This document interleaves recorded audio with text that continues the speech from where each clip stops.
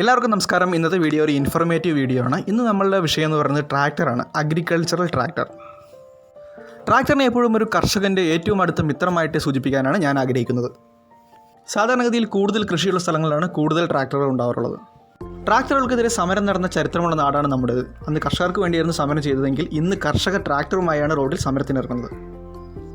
എന്താണ് ഒരു agricultural tractor? Agricultural tractor എന്ന് പറയുന്നത് വലിപ്പമേറിയ പിൻചക്രങ്ങളോടുകൂടി ഉയർന്ന ടോർക്ക് ഉൽപ്പാദിപ്പിക്കാൻ ശേഷിയുള്ള ഒരു മോട്ടോർ വാഹനമാണ് അഗ്രികൾച്ചറൽ ട്രാക്ടർ എന്ന് പറയുന്നത്. ഇത് സാധാരണഗതിയിൽ ഫാമുകളിലും കൃഷിസ്ഥലങ്ങളിലുമാണ് ഉപയോഗിച്ച് വരുന്നത്.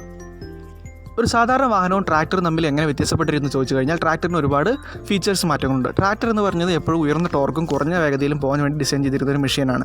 ട്രാക്ടറിന് ചേസിസ് ഇല്ല, ട്രാക്ടറിന് സസ്പെൻഷനും ഇല്ല, ട്രാക്ടറിൽ സേഫ്റ്റിയുമായി ബന്ധപ്പെട്ട യാതൊരു ഘടകങ്ങളും കൂടുതലില്ല. ട്രാക്ടറിന് മറ്റു വ്യത്യാസം എന്ന് പറഞ്ഞാൽ ട്രാക്ടറിന് 2 ബ്രേക്ക് ലിവർ ഉണ്ടായിരിക്കും, 2 ആക്സലേറ്റർ അഡ്ജസ്റ്റ്മെൻറ്റുകൾ ഉണ്ടായിരിക്കും. ഒരു ട്രാക്ടറിൽ സിമ്പിളായിട്ട് ഇത്രയും ഘടകങ്ങളാണുള്ളത്. ഒരു എഞ്ചിൻ, ആ എഞ്ചിനോട് തുടർച്ചയായി വരുന്ന ക്ലച്ച്, അതിൻ്റെ ഒരു gear box, then differential gear box. ഇത്രയും സാധനങ്ങൾ ഒറ്റ ലൈനിലായി വരുന്നു. ഇതിൻ്റെ മുകളിൽ ഓപ്പറേറ്റർക്ക് ഇരിക്കാൻ വേണ്ടി കൺട്രോൾ ചെയ്യുന്നതിന് വേണ്ടിയിട്ടുള്ള ഒരു സീറ്റ്. ഇത്രയുമാണ് സിമ്പിളായി പറയുമ്പോൾ ഒരു ട്രാക്ടർ എന്ന് പറയുന്നത്. ട്രാക്ടർ ഓടിക്കുന്ന ആളെ സിമ്പിളായിട്ട് ഡ്രൈവർ എന്ന് വിളിക്കരുതെന്നാണ് എൻ്റെ അപേക്ഷ. കാരണം അതിലൊരു ഓപ്പറേറ്റർ എന്ന് വിളിക്കേണ്ട പോസ്റ്റാണ്. അതിൽ ഒട്ടനവധി കോംപ്ലിക്കേറ്റഡ് ഓപ്പറേഷൻസ് നല്ല ട്രെയിനിങ് എടുത്തതിന് ശേഷം മാത്രം ചെയ്യാൻ പറ്റിയ പ്രോസസ്സുമാണ് ട്രാക്ടറിലുള്ളത്. മറ്റു വാഹനങ്ങളെല്ലാം ഓടിക്കൊണ്ടിരിക്കുമ്പോൾ ഗിയർ മാറ്റുന്നത് ഒരു രീതിയാണെങ്കിൽ ട്രാക്ടറിനെ സംബന്ധിച്ചിടത്തോളം അങ്ങനെയല്ല. ട്രാക്ടറിൽ ആദ്യം തന്നെ നമ്മളൊരു ഗിയർ സെലക്ട് ചെയ്യും, ഏത് ഗിയറിൽ പെർഫോം ചെയ്യണമെന്ന് തീരുമാനിക്കും. അതിനുശേഷം അതിന് തക്കതായ ഒരു എഞ്ചിൻ RPM സെറ്റ് ചെയ്തേക്കും. ഓടിക്കൊണ്ടിരിക്കുമ്പോൾ ഗിയർ മാറ്റാൻ പറ്റില്ല എന്നല്ല, പക്ഷെ അതൊരു സേഫായ പ്രൊസീജിയർ അല്ല.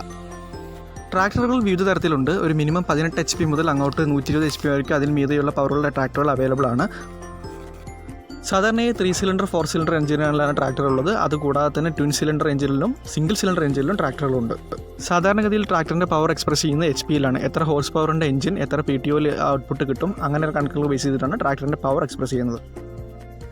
മറ്റു വാഹനങ്ങളെല്ലാം മൈലേജ് പറയുന്നത് ഒരു ലിറ്ററിൽ എത്ര കിലോമീറ്റർ കിട്ടുമെന്നാണെങ്കിൽ ട്രാക്ടറിൻ്റെ കാര്യത്തിൽ ഒരു മണിക്കൂർ പ്രവർത്തിക്കാൻ എത്ര ലിറ്റർ എണ്ണ ചിലവാകും എന്ന തരത്തിലാണ് പറയുന്നത്. സാധാരണഗതിയിൽ മറ്റു വാഹനങ്ങളെല്ലാം സർവീസ് അടക്കമുള്ള എല്ലാ കാര്യങ്ങൾക്കും നമ്മൾ ഓഡോമീറ്റർ റീഡിങ്ങിനാണ് ആശ്രയിക്കാറ്. എന്നാൽ ട്രാക്ടറിൻ്റെ കാര്യത്തിൽ അത് അവർ മീറ്ററാണ്. എത്ര മണിക്കൂർ ബേസ് ചെയ്തിട്ടാണ് കാര്യങ്ങളെല്ലാം തീരുമാനിക്കുന്നത്. എത്ര മണിക്കൂറിനാണ് ഓയിൽ ചേഞ്ച് ചെയ്യേണ്ടത്, എത്ര മണിക്കൂറിനാണ് നോർമൽ സർവീസ് ചെയ്യേണ്ടത്, എല്ലാം മണിക്കൂർ ബേസ് ചെയ്തിട്ടാണ്. അതുകൊണ്ട് തന്നെ ട്രാക്ടറിൽ ഒരു അവർ മീറ്റർ ഉണ്ടായിരിക്കും.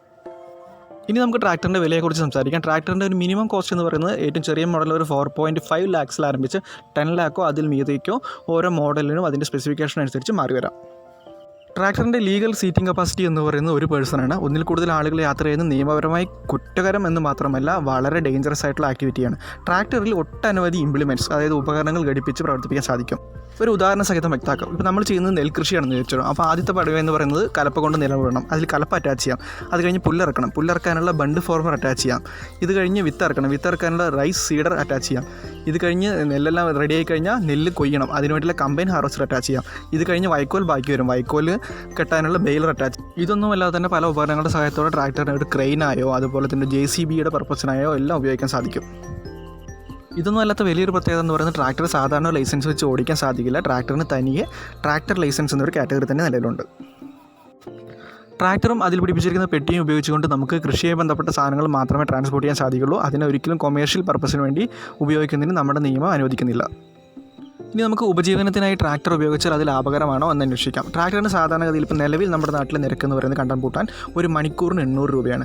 ഒരു മണിക്കൂറിൽ 800 രൂപ കിട്ടുമ്പോൾ അതിനൊരു 4 ലിറ്റർ ഡീസൽ പോയി എന്ന് ചിന്തിക്കുക. 4 ലിറ്റർ 320 ഡീസലും ഒരു മണിക്കൂർ ഓപ്പറേറ്ററുടെ ചാർജ് ഒരു 150 രൂപ, 320, 370, 470 രൂപ. ബാക്കിയുള്ള പണം തീർച്ചയായും പ്രോഫിറ്റാണ്. അപ്പോൾ ഇതൊരു പ്രോഫിറ്റബിൾ ബിസിനസ്സാണ്. ഇത്തരം മെഷീനറീസ് വാങ്ങി ഓൺ യൂസിന് ചെയ്യാം, അതുപോലെ തന്നെ റെൻ്റലിന് വിടാം.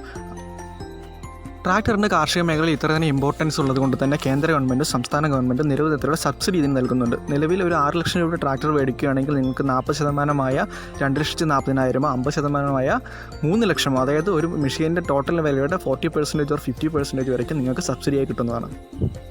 ട്രാക്ടറുകൾക്ക് ഇത്തരത്തിലുള്ള സബ്സിഡിയും കാര്യങ്ങളുള്ളതുകൊണ്ട് തന്നെ ഈ മേഖലയിലെ കോമ്പറ്റീഷൻ വളരെയധികമാണ്. ഒരു കസ്റ്റമറെ സംബന്ധിച്ചിടത്തോളം വളരെ സുഖകരമായ പരിപാടിയാണ്. കാരണം ഒരുപാട് മോഡലുകൾ സെലക്ട് ചെയ്യാം. ഇപ്പോൾ നമ്മൾ ചെറിയ കാർ മേടിക്കാൻ പോയി നമുക്ക് 3-4 കമ്പനികളുടെ മാത്രമേ തിരയാൻ പറ്റുള്ളൂ എങ്കിൽ ട്രാക്ടറിൻ്റെ കാര്യത്തിൽ പറഞ്ഞു കഴിഞ്ഞാൽ ഒരു 10 മുതൽ 15 വരെയുള്ള ബ്രാൻഡുകൾ, വിവിധ ഫീച്ചേഴ്സ് ഓഫർ ചെയ്യുന്ന ബ്രാൻഡുകൾ നിലവിലുണ്ട്.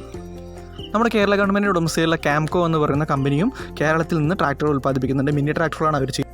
നമ്മുടെ നാട്ടിൽ അവൈലബിൾ ആയിട്ടുള്ള കുറച്ച് ട്രാക്ടർ ബ്രാൻഡുകൾ നമുക്ക് പരിചയപ്പെടാം. അതിൽ ആദ്യത്തെ മഹീന്ദ്രയാണ്. മഹീന്ദ്രയുടെ കയ്യിൽ നിൽക്കുന്ന സ്വരാജ്, ടഫേ എന്ന് പറയുന്ന ബ്രാൻഡ്, അതിൻ്റെ കീഴിൽ നിൽക്കുന്ന ഐഷർ, സൊണാലിക, കുബോട്ട, യാൻമാർ എന്ന കമ്പനിയുടെ മോഡലായ സോളിസ്, ഫോഴ്സിൻ്റെ ഫോഴ്സ് ട്രാക്ടേഴ്സ്, ഇൻഡോഫാം എന്ന് പറയുന്ന കമ്പനി, Ace tractors, Escorts tractors, New Holland tractor, Hindustan machine ടൂൾസിൻ്റെ HMT എന്ന് പറയുന്ന ട്രാക്ടർ, ഡയസ്ഫർ, ഡയസ്ഫർ എന്ന് പറയുന്ന കമ്പനിയുടെ ട്രാക്ടർ, അതുപോലെ മിനി ട്രാക്ടർ ഉണ്ടാക്കുന്ന ക്യാപ്റ്റൻ, അമേരിക്കൻ കമ്പനിയായ ജോൺ ഡെയർ, ഇന്ത്യൻ കമ്പനിയായ പ്രീത്, ഇത്രയും അധികം ട്രാക്ടേഴ്സ് ഇന്ത്യൻ മാർക്കറ്റിൽ ഇന്ന് നിലവിൽ അവൈലബിൾ ആണ്. കേരളത്തിലെ ട്രാക്ടർ സെയിൽസ് എണ്ണം വെച്ച് നോക്കുമ്പോൾ മറ്റ് സംസ്ഥാനത്തിൽ അപേക്ഷിച്ച് വളരെ കുറവാണ്. നമ്മുടെ നാട്ടിൽ ട്രാക്ടറുകളും വളരെ കുറവാണ്.